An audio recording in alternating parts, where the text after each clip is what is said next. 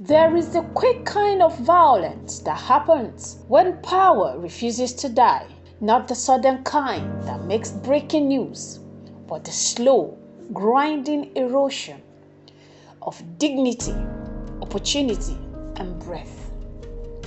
It's a kind that doesn't come from war or famine, but from leadership that refuses to end. It's the sound of a people growing old beneath the same hand that once promised them hope. It's the stillness of a nation that no longer dares to dream before one man's lifetime.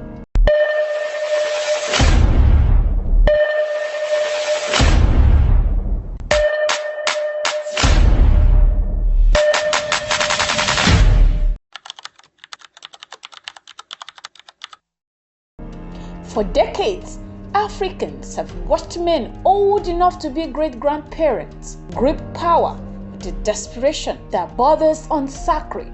They do not just rule, they haunt their nations, and in their stubbornness, millions pay the price.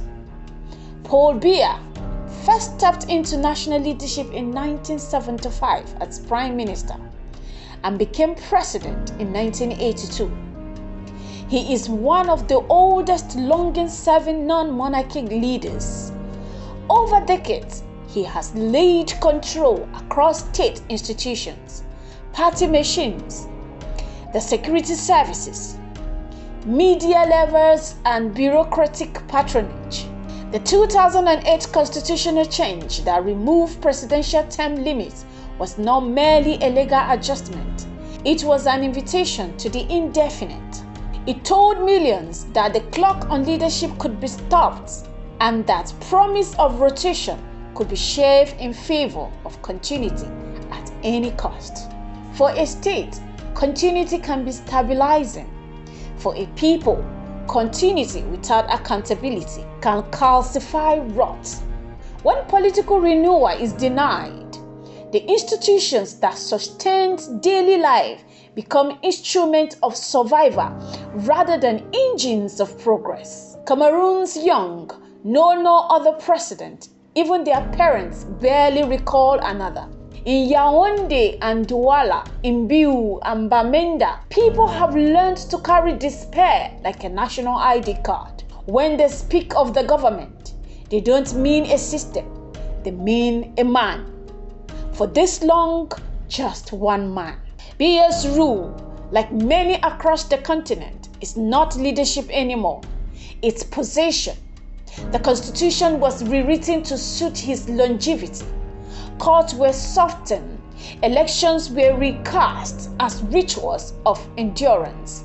And opposition voices, those not in exile or prisons, have been reduced to a whisper rather than speak.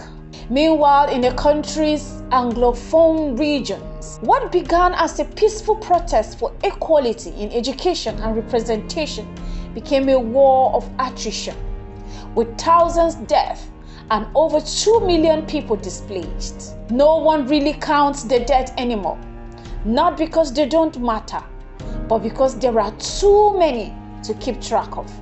However, in Africa, the Africa we live in now, Cameroon is not alone in this tragedy. In Equatorial Guinea, Teodoro Obiang has ruled since 1979. A man so long in power, his own son now stands poised to inherit throne as though the republic were family property. In Uganda, Yoweri Museveni has been in power since 1986. Still wears his wide-brimmed hat like a relic of liberation, even as the youth he once liberated choke under unemployment and police baton. In Congo, Brazzaville, Denis Sassou Nguesso's rule stretches back so far that his return to power in 1997 feels like a deja vu no one asked for. And Zimbabwe, once the breadbasket of Africa, still bleeds from the ghost of Mugabe's tenure, decades of decay that did not end with his death. When a long-serving leader calls an election, The moment ought to be an opportunity, the time when citizens judge performances and choose directions. Too often, under entrenched regimes, it becomes ritual theater. The machineries of state can be used to shape outcomes.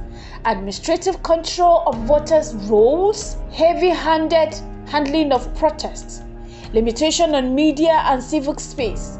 The legal validation of results then provides a veneer of legitimacy that paper over deeper features. In 2025, when Paul Biya was declared re-elected for another term, the result read less than a celebration of popular mandate and more like confirmation of an old order. Opposition figures, split or co-opted, raised alarm about irregularities.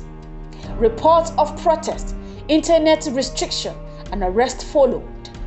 The immediate response showcased a country split in between those who see continuity as safety and those who see it as suffocation. There is a dissonant cruelty in spectacles of very old rulers presiding over youth population. Age carries gravitas. Age also carries the risk of disconnection. A leader who has ruled for decades is often surrounded by sycophants and entitlement. The vigors of ideas atrophies. Policy becomes preservation. And when those leaders ask to be forgiven and excused because of their experience, the society pays with its future. Many African societies prize respect for elders. That is not wrong, but respect does not require the suspension of generational justice. A president's longevity must be weighed against expiration date of hope. Which matters the most? The continuity of a name in office, or the continuity of children who can go to school, farmers who can farm in peace, and young people who can expect more than a life of deferred potentials. What is more disheartening is that each of these rulers began with revolutionary promises, with each ending with a ledger of lives spent for the upkeep of a name. When a leader refuses to leave, he does not just rob his country of democracy, he robs it of time. He takes a young man's ambition and trades it for borderless fatigue.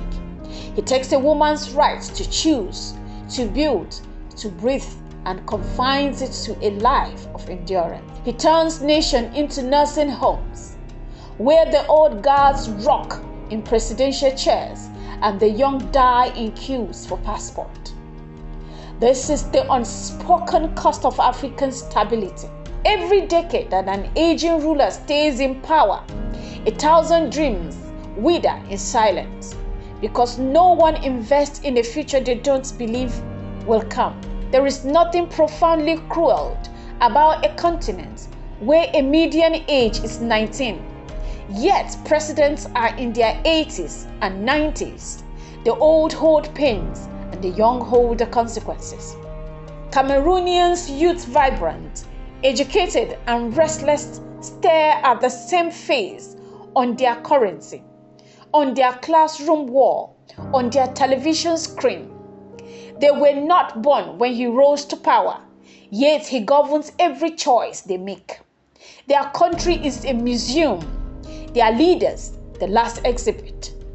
And when they rise to protest, just as they did after Biya's recent victory, they are met not with dialogue, but with tear gas, rubber bullets, prison vans, and in sometimes their life is cut short. In Biu, reports speak of a protester shouting through the chaos with these resounding words: "You cannot keep a man alive by killing the future." And though he was arrested within minutes, his words remain. Across Africa, the same story repeats, different flags, same fatigue.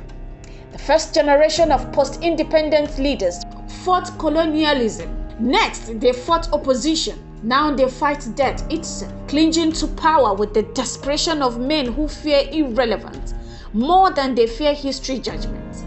They talk about peace and stability, but what they really mean is control. They evoke patriotism while sending their own children to Europe for education. They raise statues while hospitals collapse and power greed fail. The people no longer expect deliverance, only survival. The chance to dream is so meager that people do not dream anymore.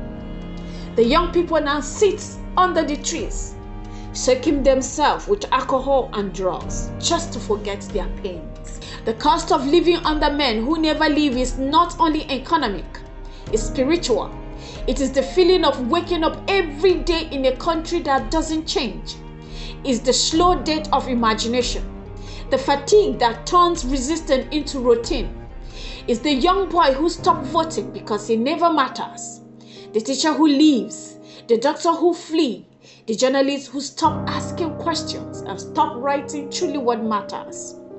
And so we ask, how many African lives are worth one man's legacy? How many must flee for one president's pride to feel secure?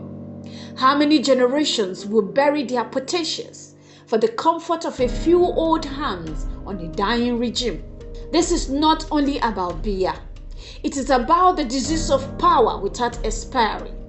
There will come a day when time wins, when even the guards who salute these men grow too tired to raise their arms.